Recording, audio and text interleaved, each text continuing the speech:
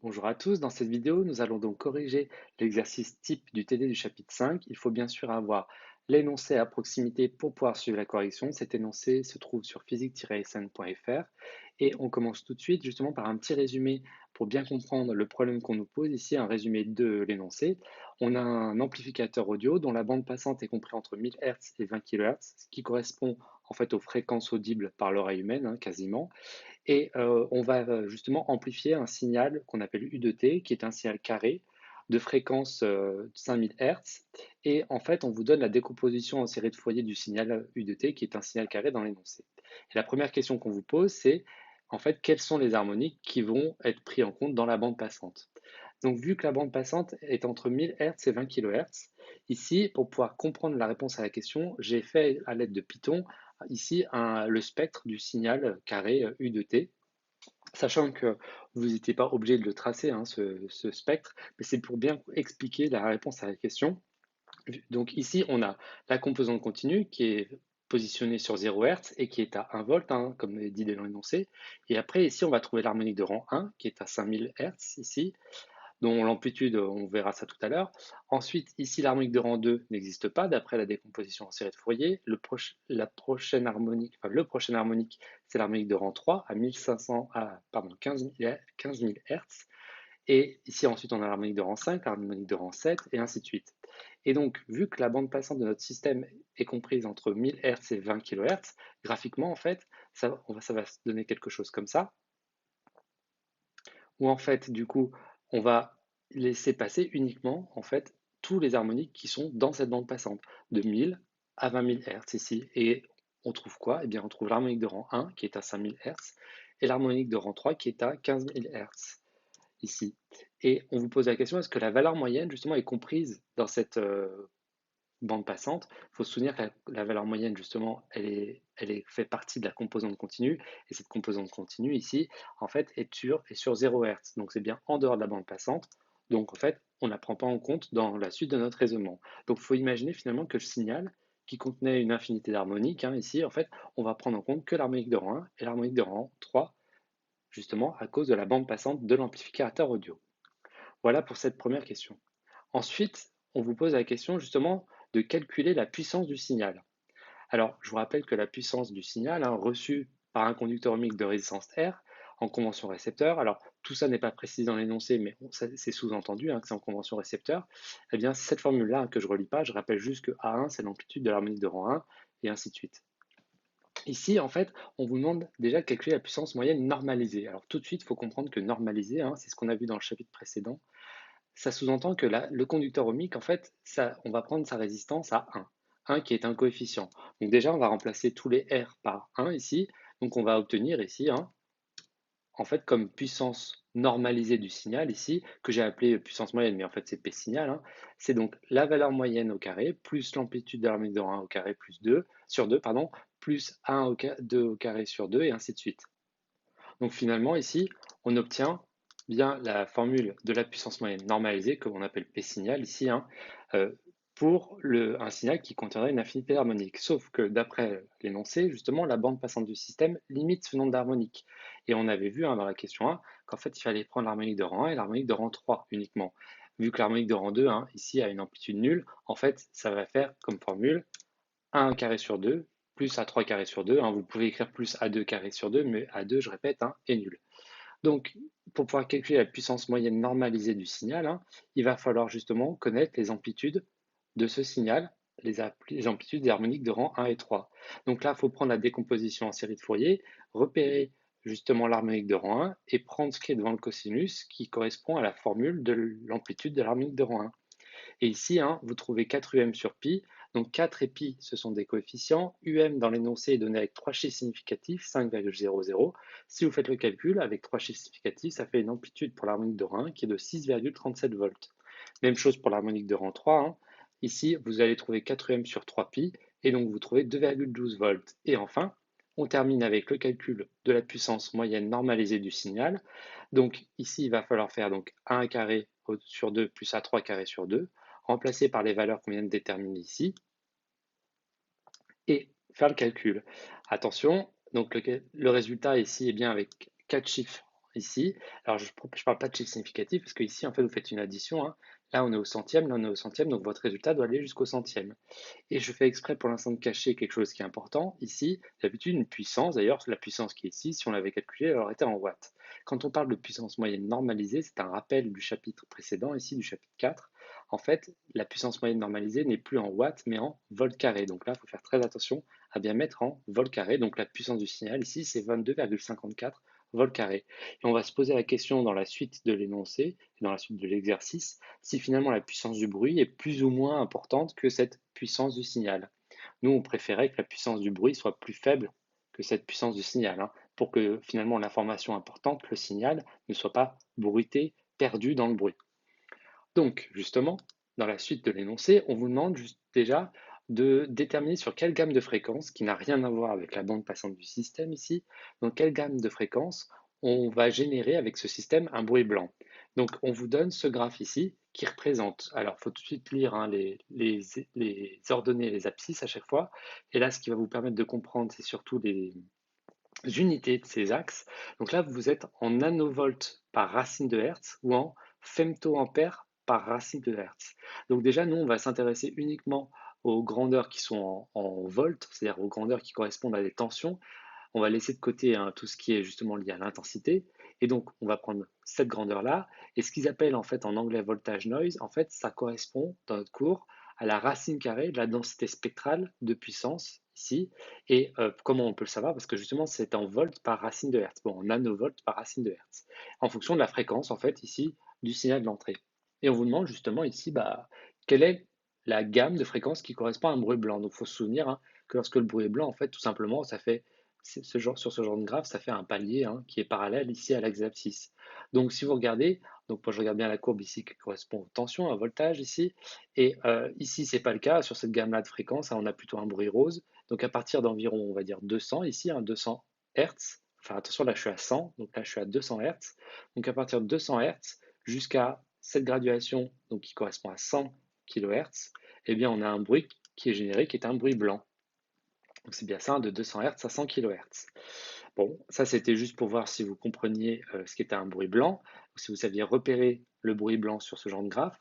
Maintenant, plus intéressant, on vous demande justement de calculer en fait la valeur efficace du bruit qui est créée par ce système qui a ces caractéristiques ici.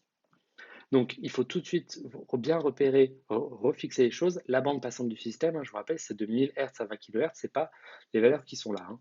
Donc, de 1000 Hz à 20 kHz, on regarde juste une chose.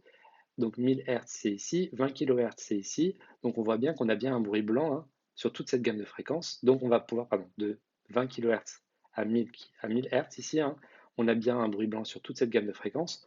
Donc, on va pouvoir utiliser la formule qui fonctionne uniquement pour un bruit blanc, celle-là qui correspond donc à En fois racine de Fmax moins Fmin. Alors, je vous rappelle, hein, En, ça correspond à la racine carrée de la densité spectrale de puissance, c'est-à-dire à la grandeur en fait qui est en ordonnée. Fmax et Fmin, c'est ni plus ni moins en fait que les fréquences minimales de la bande passante et les fréquences maximales de la bande passante. Donc, ici, il suffit en fait de lire pour cette gamme de fréquences, 1000 Hz, 20 kHz, la valeur de la racine carrée de la densité spectrale de puissance.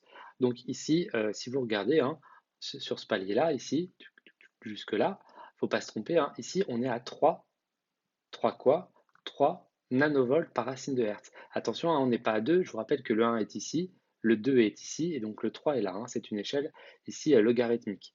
Donc du coup, eh bien tout simplement, on a En qui vaut 3 nanovolts par racine de Hertz, et il faut bien sûr convertir en volts par racine de Hertz pour pouvoir faire notre calcul par la suite. Donc ici, ça va faire 3 fois 10 puissance moins 9 volts par racine de Hertz. Et après, il ne reste plus qu'à faire l'application numérique. Hein, ici, en remplaçant donc En, Fmax et Fmin, hein, 1000 et 20 kHz par leur valeur.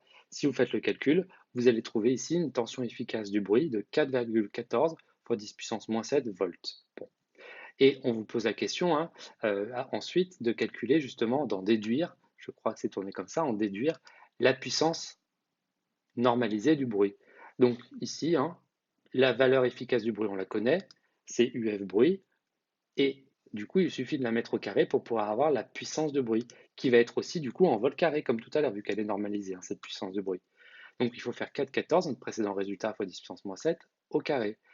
Et donc vous trouvez ce résultat ici, 1,71 fois 10 puissance moins 13 volts carrés, qui est beaucoup, beaucoup, beaucoup plus faible que la puissance du bruit, qui était, je crois, de 22,54 volts carrés. Et justement, dans la suite de l'énoncé, on vous pose la question de calculer le rapport signal sur bruit et le rapport signal sur bruit en décibels. Donc je vous ai remis ici les formules du cours, hein. Le rapport signal sur bruit, c'est la puissance du signal sur la puissance du bruit. Il faut bien faire attention, hein, c'est le rapport signal sur bruit, donc c'est bien le signal divisé par le bruit. La puissance du signal, si je ne me trompe pas, c'était 22,54 volts carrés, normalisé toujours. La puissance de bruit en volts carrés, c'était 1,71 fois 10 puissance moins 13, hein, toujours ici. Si vous faites le calcul, eh bien, on s'attend à un nombre très important, hein. On divise un grand nombre divisé par un tout petit nombre. Si vous faites le calcul, ça fait 1,32 en respectant le chiffre significatif fois 10 puissance 14 ici, et il n'y a pas d'unité, hein, au rapport signal sur bruit vu qu'on divise des volts carrés par des volts carrés. Ça veut dire en fait que la puissance du signal, c'est plus de 10 puissance 14 fois la puissance du bruit, hein. Donc, effectivement, la puissance du signal est largement plus grande que la puissance du bruit. Et comme le 10 puissance 14, c'est peu naturel, enfin, ça donne un nombre très très grand, on va justement calculer le rapport signal-sur-bruit en décibels pour diminuer l'échelle, si vous voulez. Et donc, il faut faire 10 log du résultat précédent, hein. Donc, décibels, hein, c'est ici, pour avoir pardon, le résultat en décibels. Donc, si vous faites le calcul, vous allez trouver ici 141 décibels, en arrondissant toujours à l'unité pour le décibel, 141 décibels pour rapport signal sur bruit. Voilà du coup pour cette première partie de l'exercice. Cette grandeur de 141 décibels, je ne sais pas si elle vous parle, mais justement le but de l'exercice, c'est d'essayer de vous faire comprendre l'échelle en décibels et essayer de vous faire parler justement les rapports signaux sur bruit en décibels. Comment on va faire ça justement? Eh bien, en fait, dans la suite de l'énoncé, on vous dit que on va diminuer la bande passante du système.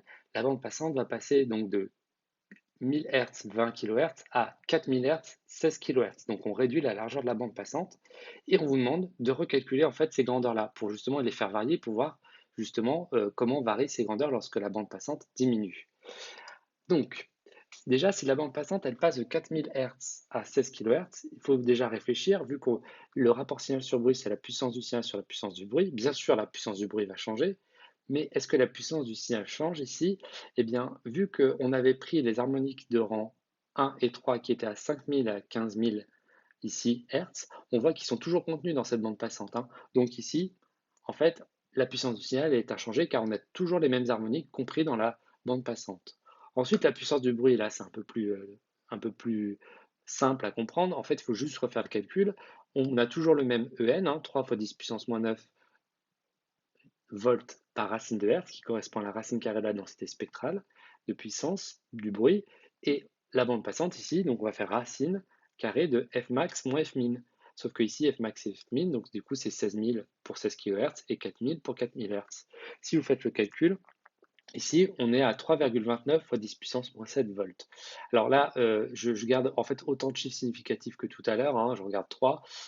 Au point de vue règle sur les chiffres significatifs, ici, je ne sais pas si vous avez fait attention, mais en fait, je ne suis aucune règle, je garde juste 3 chiffres pour en fait qu'il y ait une cohérence dans tout mon raisonnement. Ensuite, la puissance du bruit, eh bien, ça va être à nouveau la valeur efficace du bruit au carré. Donc, ça va donner ici 1,08 fois 10 puissance moins 13 volts au carré. Et on vous demande justement de calculer les nouveaux rapports signaux sur bruit. Donc, sans unité et en décibels. Donc, on fait toujours 22,54, vu que la puissance du signal n'a pas changé, divisé par la nouvelle puissance du bruit, qui est ici en volts carrés. Donc, ça donne ici 2,09 fois 10 puissance 14. Dans le calcul précédent, on était autour, je crois, de 1,3 fois 10 puissance 14. On a l'impression que le rapport signal sur bruit, du coup, a augmenté, mais faiblement. Je vous rappelle que, en fait, c'est 10 puissance 14, hein, donc c'est assez énorme. En fait, il a quasiment ici presque doublé. Donc ici, on a un rapport signal sur bruit qui a augmenté lorsque la bande passante a diminué.